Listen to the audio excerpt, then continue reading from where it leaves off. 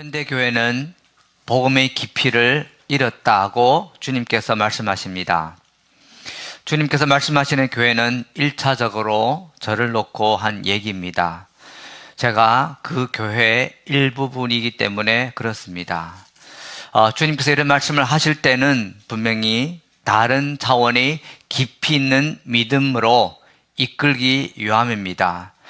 오늘은 주님께서 다른 차원의 그 깊은 믿음으로 우리를 이끄실 때 어떤 과정을 거치는지에 대해서 말씀을 나누도록 하겠습니다. 먼저 당연히 각 사람이 하나님을 직접 만나는 경험을 해야 합니다. 경험한 자만이 하나님을 아는 자다라고 말할 수 있습니다.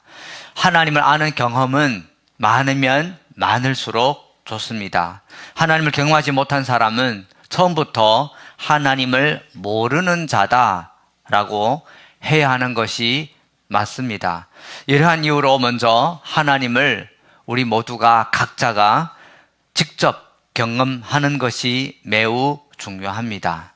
우리는 하나님을 처음 만났을 때 큰 기쁨을 누렸던 경험이 있습니다.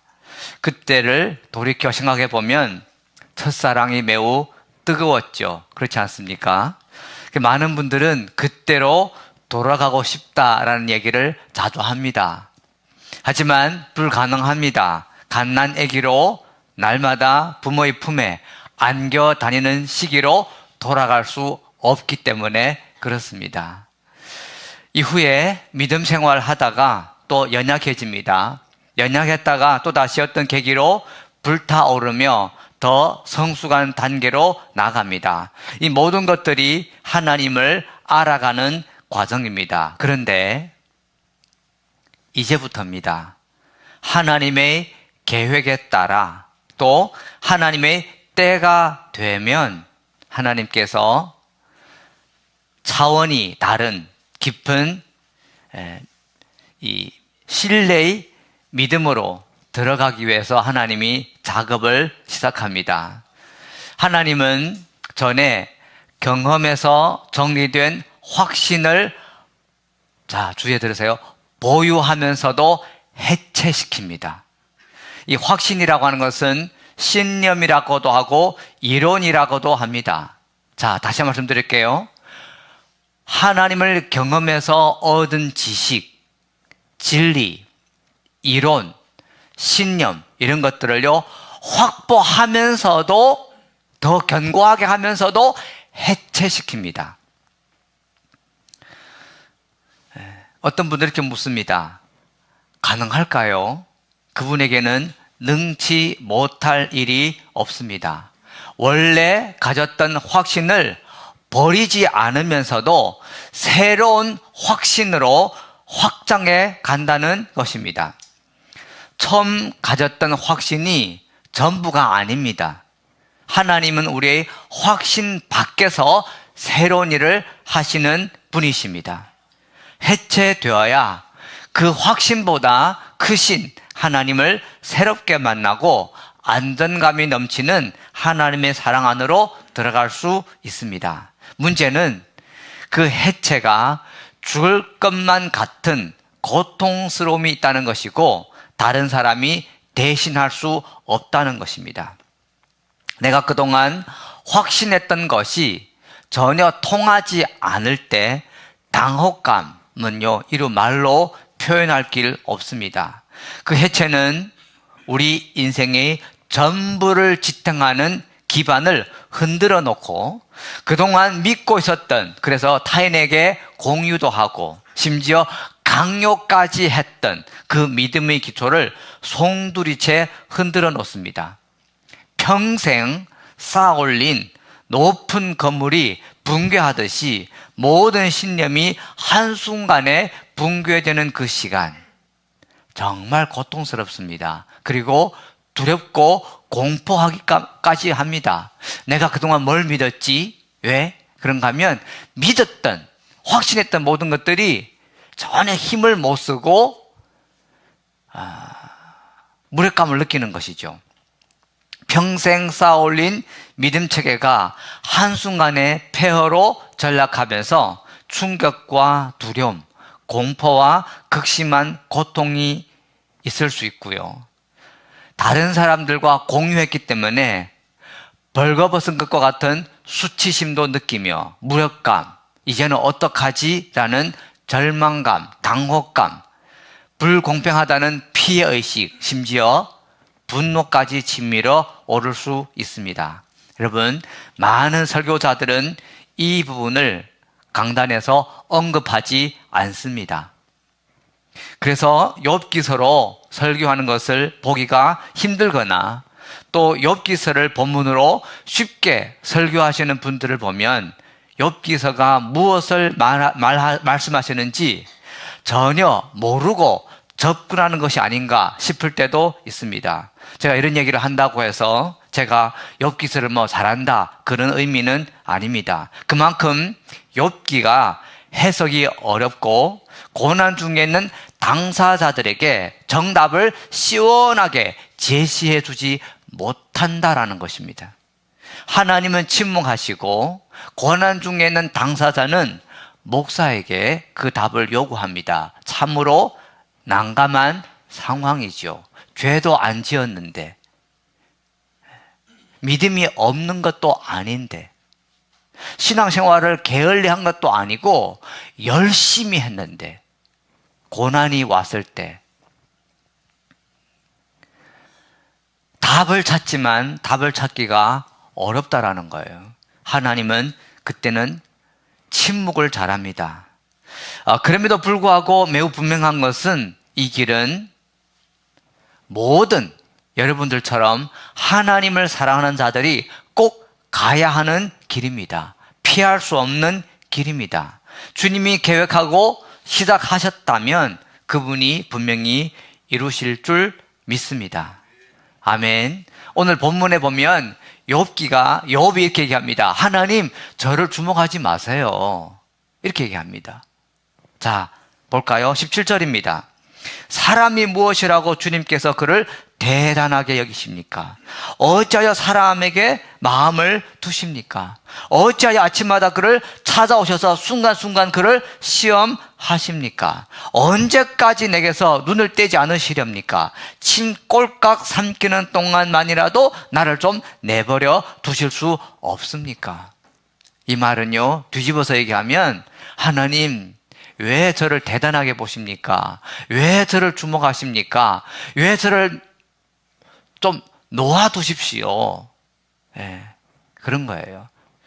주님이 귀하게 보시면 볼수록, 주님이 주목하면 할수록 마치 타겟 대상이 된 듯합니다. 그렇다고 하나님의 손에서 달아날 수도 없는 노릇입니다. 시편 139편에 가보니까요, 저 음부에 내려가도 주님은 거기 계시답니다. 즉 달아날 길이 없다라는 얘기예요. 욥이 고통이 극에 달하여 죽고 싶다라고 절규합니다. 욥이 하나님께 선택을 받았기 때문에, 하나님이 욥을 사랑하고 있기 때문에, 하나님이 욥을 주목하고 있기 때문에 욥은 하나님이 계획하신 그 학교에 등록한 것입니다. 믿음의 체계가 붕괴되었다가 다시 재건되는 과정을 제가 예를 들어서 설명해 볼게요. 우리 성경 한번 보겠습니다. 시편 121편입니다.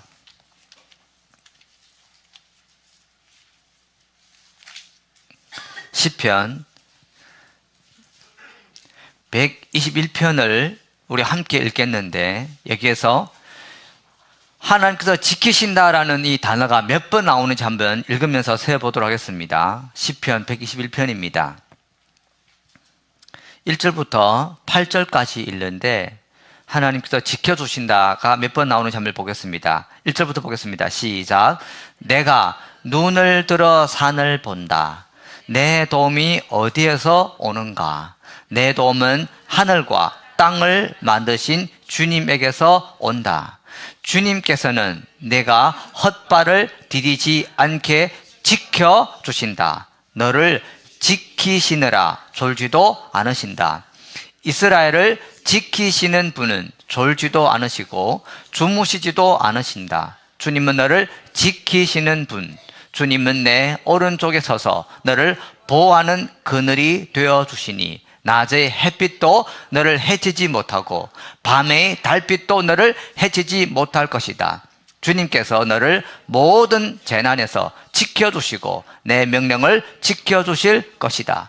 주님께서는 내가 나갈 때나 들어올 때나 이제부터 영원까지 지켜주실 것이다. 아멘. 여러분, 하나님은 지켜주시는 분이십니다. 동의하십니까? 시편 121편에 몇 번 나옵니까? 7번 나옵니다. 완전 숫자이죠. 하나님께서는 우리를 지키시는 분이십니다. 아멘입니까? 이 부분에 대해서 여러분 이해를 제기할 수 있을까요? 없을까요? 없습니다. 그렇죠? 그런데 질문요. 하나님께서 욥과 욥의 자녀들과 욥의 재산을 지켜주셨습니까?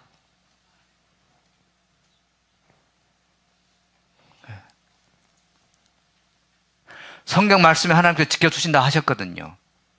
근데 실제로 지켜주셨나 하는 것이죠. 자, 지켜주지 않으셨는데 왜 하나님을 믿습니까? 생각해 볼 만합니다. 지켜주지 않으셨는데 왜 하나님을 믿는가 하는 것이죠. 믿지 말아야죠. 지켜주지 않았다고 해서 하나님을 안 믿을 작정인가요? 종교를 바꾸거나 교회를 안 나오거나 예수님을 안 믿을 작정은 하지 않으셨는지요? 지켜주지 않았다고 해서 하나님을 안 믿을 수 있을까요?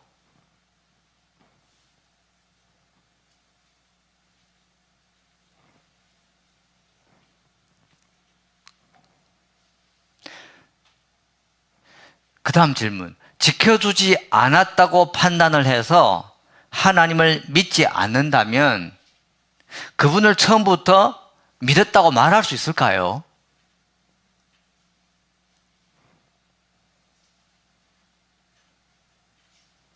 여러분, 하나님은 돌들을 들어서 아브라함의 자손을 만들 수 있습니다. 무에서 유를 창조할 수 있고 죽은 자를 살릴 수 있는 분이십니다. 자, 욥이 모든 것을 잃었습니다. 자녀 10명이 잃었어요. 가축 거의 한 10,000마리 잃었습니다. 어떤 분은 그 10,000마리를 지금 물가로 따져서 계산을 해봤는데 어마어마한 수치입니다. 욥이 모든 것을 잃고도 하나님을 원망하지 않고 입술로 죄를 짓지 않았다라는 것은 욥이 본인의 능력으로 이루어진 것일까요? 아니면 하나님이 지켜주신 걸까요? 잃었지만 하나님이 욥의 마음을 지켜준 거예요. 여러분, 잃은 것과 마음을 지켜준 것과 어느 것이 더 본질적이고 영원한 것입니까? 그렇다면 하나님이 말씀하신 지켜주심이 무엇을 의미하나요? 적어도 내 생각대로는 아니다, 아닐 수 있다라는 겁니다. 아멘. 예. 여러분, 물질보다는 생명보다는 마음이 중요한 거예요. 믿음이 중요한 거예요. 물질은 없었다가도 다시 공급받을 수 있어요. 아멘. 믿음을 잃으면 모든 것을 잃는 것입니다. 하나님과의 관계가 끊어지는 거예요. 그래서 내가 생각하는 지켜주심과 하나님이 생각하는 지켜주심은 다른 거예요. 아멘. 그분은 영원히 아멘입니다. 그분은 실수가 없으시고 잘못이 없으시고 죄가 없으시고 아멘. 그렇다면 우리 고통은 어디에서 왔습니까? 내 생각대로 안 되어서 온 고통이 아닐까요? 물론 자녀를 잃었을 때, 재산을 잃었을 때, 믿고 있던 확신이 붕괴되었을 때 그보다 고통스러운 것이 어디 있겠습니까? 그러나 그럼에도 불구하고 이해가 안 되지만 하나님은 분명히 지켜주었을 것입니다. 무엇을 지켜주었냐? 당사자가 나중에 알게 될 일이에요. 근데 그 당시에는 누구도 정답을 말해줄 수가 없습니다. 당사자 외에는. 그래서 우리가 안다라고 함부로 말할 수도 없고 내가 공감하고 위로해 줄 수 있다라고도 말할 수 없는 거예요. 처음부터 믿은 사람은 고통스러움을 부정하지 않습니다. 그러면서도 하나님의 지켜주심에 대한 그 지킴도 부정하지 않습니다. 동시에 해석도 안 되는 거예요. 고통스러운 것 사실입니다. 하나님 지켜준 것도 사실입니다. 해석은 안 됩니다. 그래서 더 고통스러운 것도 설명도 설득도 되지 않는 것입니다. 성경에는요, 탄식의 글이 많이 나옵니다. 이 욥기서도 1장, 2장은 산문적으로 기록이 되어 있고 또 마지막 42장에도 산문적으로 기록되어 있지만 3장부터 42장 6절 중간 부분에는 시적으로 구성이 되었습니다. 왜 시적으로 구성되어 있냐면 탄식인 거예요. 탄식. 욥의 탄식이 들어있어요. 이러한 고통적 상황에서 당사자는 무엇을 할 수 있을까요? 여러분, 하나님께서 여러분들을 다른 차원의 깊은 믿음으로 끌고 들어가기 위하여서 여러분들의 확신을 해체시킵니다. 그게 고통스러운 거예요. 지켜주시는데 많은 것을 잃었어요. 그러니까 해체하면서 고통스러운데 이 고통을 직면해야 됩니다. 그러면 고통당하는 사람은, 당사자는 유일하게 할 수 있는 게 뭔가면요, 하나님을 직면하는 거예요. 욥의 세 친구가 잘못한 것이 있다면 하나님에 관한 말은 많이 하지만 하나님을 직면하지 않았다는 것이고, 욥이 잘하는 것은 뭔가면 하나님에 관한 말을 한 것이 아니라 하나님을 직면했다라는 거예요. 근데 우리는요, 저는 하나님에 관한 얘기를 많이 하지만 하나님을 직면할 때가 적은 거예요. 근데 고통당하는 당사자는 다른 것 없어요. 하나님을 직면해야 됩니다. 울부짖고 따지고 변론하고 다 괜찮아요. 왜? 하나님을 직면하는 자체가 믿음이기 때문에 그렇습니다. 용기이기 때문에 그렇습니다. 진돗개처럼 하나님을 물고 늘어지고 놓지 않고 끝까지 따지고 변론하고 외치고 울고 투쟁 부리고, 그것 자체가 믿음이에요. 그 자체가 하나님과의 관계가 이루어졌다는 반증입니다. 할렐루야. 어느 한 순간이 되면 중요한 것을 깨닫게 됩니다. 뭔지 아십니까? 자, 죄를 안 지었어요. 믿음이 없는 것도 아니에요. 그러나 고통이 왔어요. 대부분은요, 죄를 지어서 그럴 거야, 믿음이 없어서 그럴 거야 라고 단정 짓는데, 욥은 죄도 안 지었어요.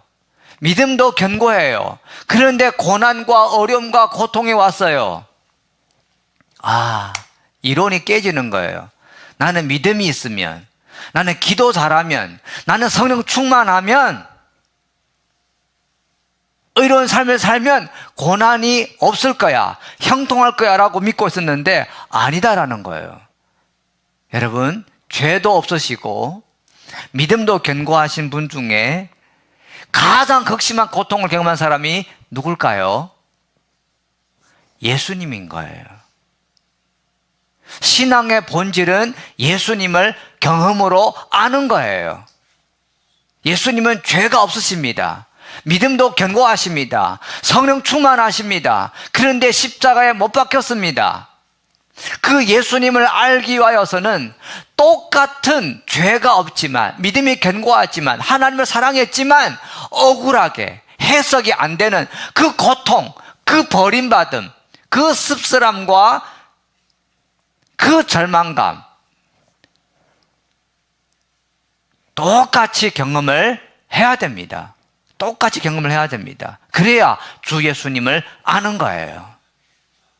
주 예수님을 아는 자가 참으로 믿음이 있는 자고, 그런데 여러분, 주 예수님이 죄도 없고 믿음이 견고하고 성령 충만하고 하지만 십자가에 못 박혔는데 누구를 위해서 그렇게 한 거예요? 나를 위해서 그렇게 한 거예요. 그래서 이 고통 가운데 그 고통의 깊이가 깊으면 깊을수록 십자가의 그 사랑은 더 깊어가는 거예요. 그 십자가의 사랑이 깊어지면 깊어질수록 주님이 나를 얼마나 사랑하는지 알기 때문에 안정감을 누리는 것입니다. 물론 그 과정에는 혼란기를 겪어야 합니다. 그런데 중요한 것은 성령님께서 이끄실 줄 믿습니다. 할렐루야. 그래서 여러분, 우리는 고통당하시는 하나님을 만나야 합니다. 그 고통당하시는 하나님이 주 예수 그리스도이십니다. 우리의 신념, 우리의 경험이 이 충돌될 때, 여러분이 살면서 많은 걸 기대하잖아요. 기대했던 것들이 불확실성과 충돌되고요. 내가 믿고 있었던 것들과 신뢰했던 것들과 의심이 충돌이 되고요. 하나님의 임재와 하나님의 부르재가 충돌이 되는 거예요. 어떨 때는요, 하나님이 함께 하시는 것이 피부로 느껴져요. 그런데 어떨 때는 하나님이 함께 하시면 안 느껴져요. 이게 충돌이 일어나야 내 안에 있는 확신이, 작은 확신이 해체되고 더 큰 확신으로 재무장하게 됩니다. 여러분, 다시 말씀드립니다. 하나님이 주목하면 주목할수록 그 훈련 과정에 들어가게 되었어요. 어떤 아이가 엄마에게 이렇게 얘기합니다. 엄마는 왜 나에게만 공부하라고 강조하는 거야? 이웃집 아이에게도 강조하시지. 엄마가 얘기하죠. 그 애는 내 아이가 아니야. 너는 내 아이야. 그래서 나는 너를 책임져. 그래서 너에게 집중하는 거야. 근데 욥이 그런 거예요. 집중하니까 고통스럽다라는 거예요. 집중하지 마세요. 아니야. 집중할 수밖에 없어. 왜? 사랑하면 자연스럽게 그렇게 되게 돼 있어요. 주목하게 돼 있어요. 왜? 생명의 길로 이끌려고 하니까. 아시니까. 그러니까 엄마 얘기하는 거예요. 아들, 운동해야 돼. 운동. 잔소리를 하는 거예요. 바른 얘기를 하는 거예요. 듣기 싫은 얘기를 하는 거예요. 엄마는 이웃집 아이에게는 예의를 갖춰서 얘기하는데 나인데는 함부로 얘기해. 이웃집 아이에게는 욕을 안 하는데 나에게는 요구해. 그러지 마. 공평해야 돼. 아니요, 공평할 수가 없어요. 사랑하니까요.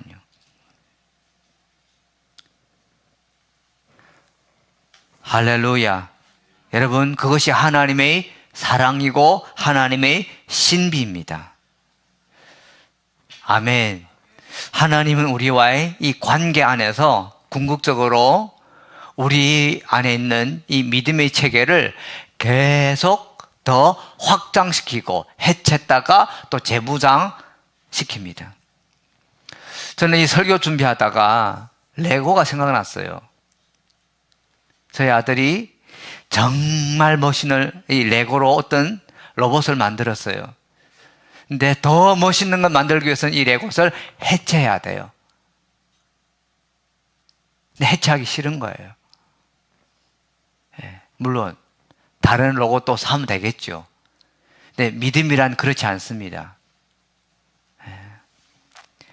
찢어지는 새 부대를 만들기 위해서는 찢어지는 고통이 있어야 되는 것이죠. 마치 근육통이 있듯이 그렇습니다. 그래서 여러분, 우리는 두 가지 확신을 붙들고 몸부림칠 때가 있죠. 하나님은 공의로우시고, 또 우리는 고난을 받고 있고, 하지만 또 무죄하기 때문에 누가 잘못인가? 그 욥의 세 친구가 와가지고요, 욥을 피고석에다 딱 앉힙니다. 너 죄를 지었기 때문에 고난이 온 거야. 욥이 그럽니다. 아니, 나 죄를 안 지었는데. 그래서 친구들 얘기하죠. 너 죄 안 지었다고? 그러면 하나님이 잘못이겠네? 근데 욥이 하나님을 피고석에 앉힐 수는 없잖아요. 그러니까 난감한 거예요.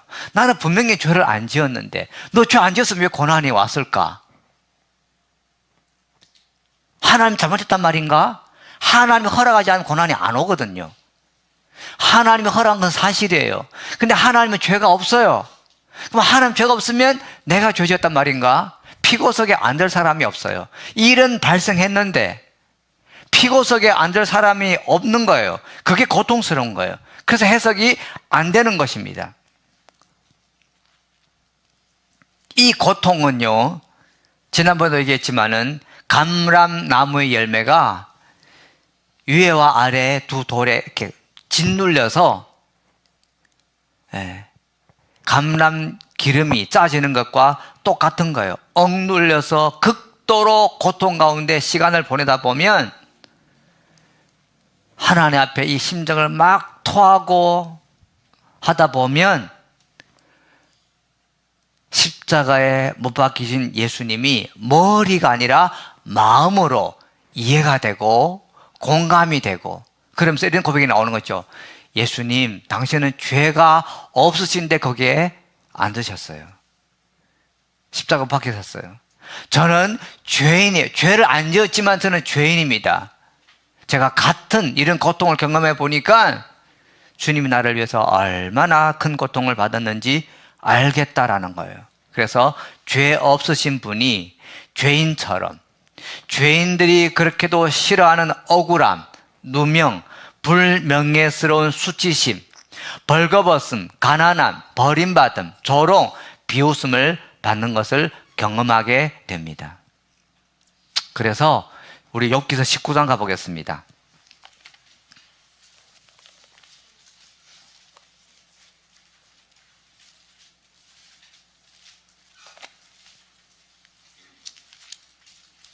(19장) 25절입니다.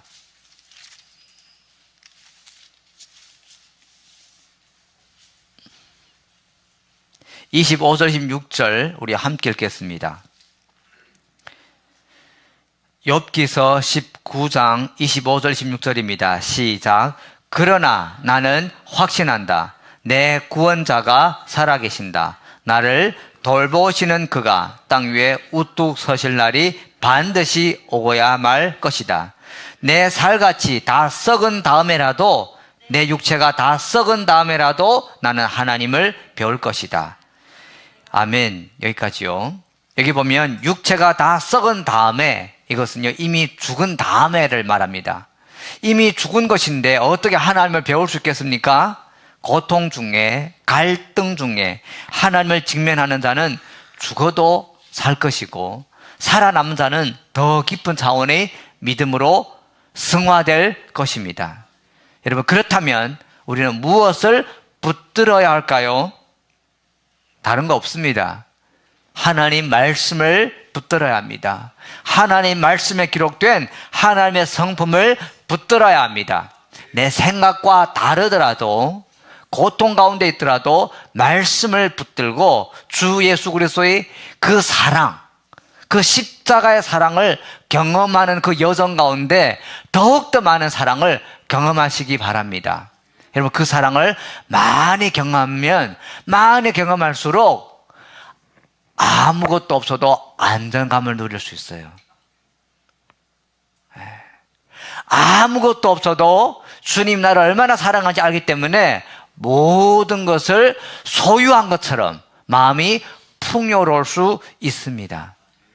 그래서 욥은 결국 이 많은 고난 가운데 회개로 마칩니다. 회개합니다. 우리 42장 보겠습니다. 1절부터 6절까지입니다.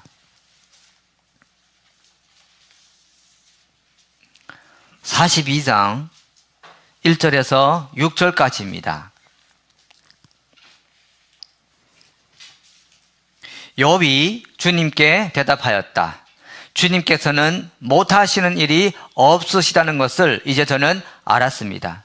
주님의 계획은 어김없이 이루어진다는 것도 저는 깨달았습니다. 잘 알지도 못하면서 감히 주님의 뜻을 흐려 놓으려 한 자가 바로 저입니다.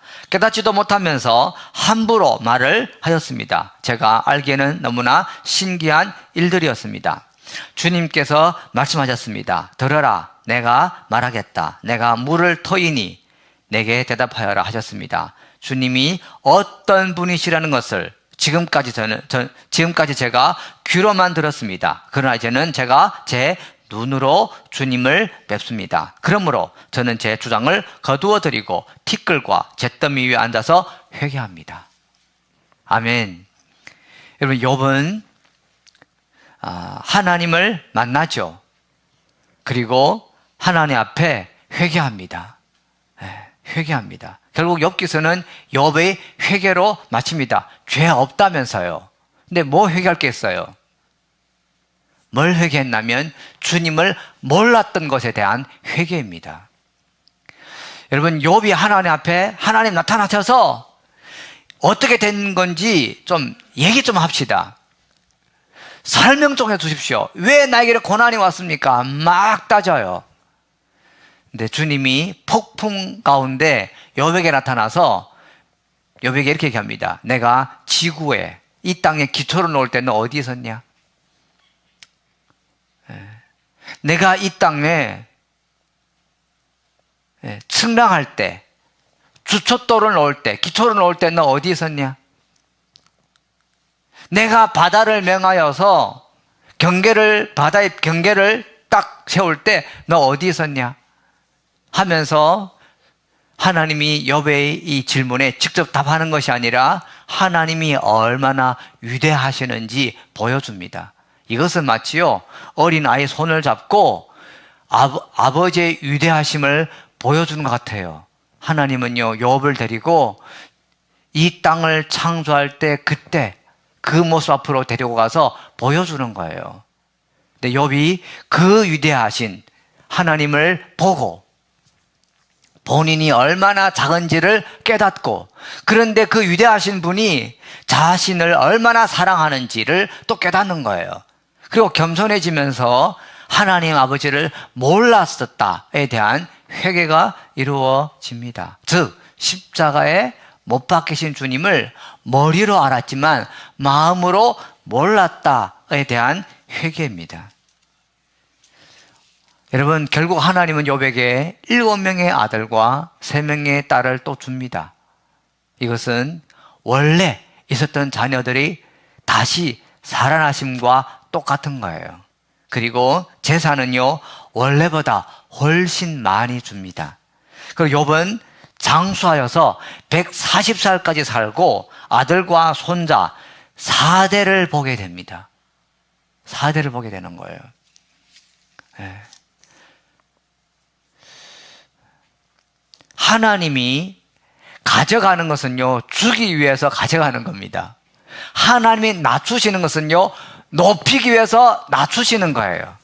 하나님은요, 더 가까이 하고 싶어서 먼저 멀리 하는 거예요. 아멘. 예, 그것이 하나님의 지혜입니다. 38장 볼까요? 욥기서 38장. 재밌습니다. 2절입니다. 1절 2절입니다. 함께 읽겠습니다. 시작. 그때 주님께서 욥에게 폭풍이 몰아치는 가운데서 대답하셨다.